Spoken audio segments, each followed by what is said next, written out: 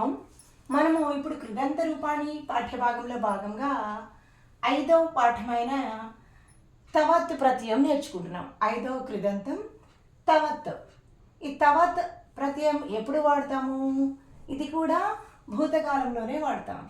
ఈ తవత్ ప్రత్యయము పుంలింగ, స్త్రీలింగ, నపుంసకలింగాల్లో మార్పు చెందుతూ ఉంటుంది. ఈ తవత్ ప్రత్యయము పుంలింగంలో తవాన్గా మారుతుంది. అలాగే స్త్రీలింగం తవతి, నపుంసకలింగం తవత్. ఈ విధంగా 3 లింగాల్లో కూడా 3 రకాలుగా ఇది మార్పు చెందుతుంది. అలాగే మనము ఇక్కడ ఇచ్చిన ధాతువులకి ఈ తవాన్, తవతి, తవత్ ప్రత్యయాలు ఎలా ఉపయోగించి ఎలా యాడ్ చేయాలో మనం చూసుకుందాం. ఇప్పుడు ఇక్కడ వచ్ ధాతువు ఇచ్చాడు.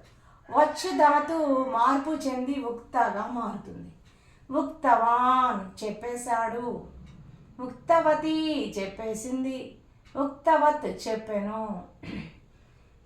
ఇది వచ్ ధాతు 3 లింగాలలో ఉక్తవాన్, ఉక్తవతి, ఉక్తవత్గా మారుతుంది. అలాగే రెండవది పాధాతు. పాధాతు తవత్ ప్రత్యయం పీతవాన్, పీతవతి, పీతవత్. మూడవది జి ధాతు అంటే గెలవడం. జితవాన్, జితవతి, జితవత్. జితవాన్, జితవతి, జితవత్. నాలుగవది గణ్ ధాతు లెక్క పెట్టడం. గణితవాన్, గణితవాన్, గణితవతి, గణితవత్. గణితవాన్, గణితవతి, గణితవత్.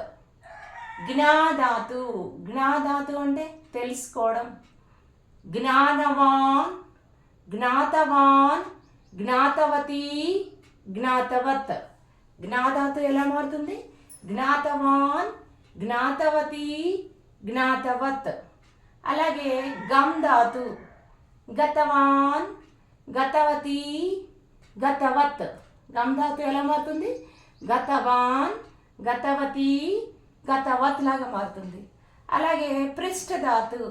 పృష్ఠవాన్, పృష్ఠవతి, పృష్ఠవత్. పృష్ఠవాన్, పృష్ఠవతి, పృష్ఠవత్. కథ్ ధాతు. కథితవాన్, కథితవతి, కథితవత్. కథితవాన్, కథితవతి, కథితవత్. అలాగే దృశిర్ ధాతు. దృశిర్ ధాతు ఎలా మారుతుంది?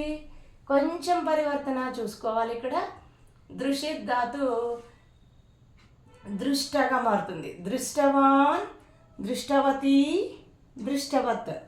దృశిర్ ధాతు దృష్టవాన్, దృష్టవతి, దృష్టవత్. అలాగే లిఖ్ ధాతు. లిఖ్ రాయడం. లిఖితవాన్, లిఖితవతి, లిఖితవత్. లిఖితవాన్, లిఖితవతి, లిఖితవత్. అలాగే స్థా ధాతు నుంచోవడం, నుంచొని ఉండడం. స్థితవాన్, స్థితవతి, స్థితవత్. స్థా ధాతు స్థిగా మారుతుంది. స్థా, స్థి, స్థా, స్థి. స్థితవాన్, స్థితవతి, స్థితవత్. లాస్ట్ వన్ త్యజ్ వదిలిపెట్టడం. త్యక్తవాన్. త్యజ్ ఎలా మారుతుంది? త్యక్త, త్యజ్, త్యక్త. త్యక్తవాన్, త్యక్తవతి, త్యక్తవత్. త్యక్తవాన్, త్యక్తవతి, త్యక్తవత్. మనం ఇక్కడ పాధాతు పీగా మారింది. అలాగే స్థాధాతు స్థి. ఇక్కడేమో దీర్ఘ ఈకారంగా మారింది, ఇక్కడ హ్రస్వ ఈకారంగా మారింది. ఈ చిన్న మార్పులు గుర్తు చేసుకోండి, గుర్తుపెట్టుకోండి. అలాగే దృశిర్ ధాతు దృష్టగా మారింది. ఆ తర్వాత జ్ఞాధాతు జ్ఞాతవాన్. జ్ఞా అలాగే ఉంది, దీర్ఘం ఉన్నా కూడా ఏం మార్పు చెందలేదు. జ్ఞాధాతు జ్ఞాతవాన్ అయింది. జీధాతు జిత. అలాగే వచ్ ధాతు ఉక్తవాన్, ఉక్త అయింది. ఇలాంటివి మనం అండర్లైన్ చేసుకొని గుర్తుపెట్టుకుంటే పరీక్షలప్పుడు చదువుకోవడానికి సులువుగా ఉంటుంది.